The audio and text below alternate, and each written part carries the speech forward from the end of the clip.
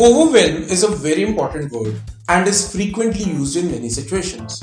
The word overwhelm is used for something or some event that overpowers you, that completely covers you.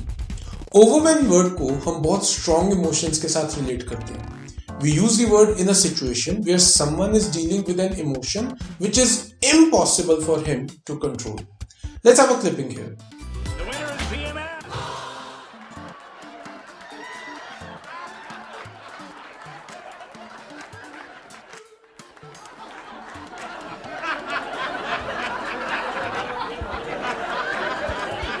So we can say Howard is overwhelmed with joy.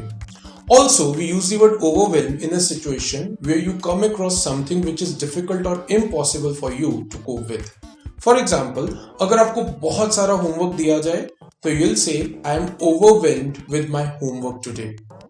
Sometimes we also use the word overwhelm in a situation in which you are attacked by a superior force.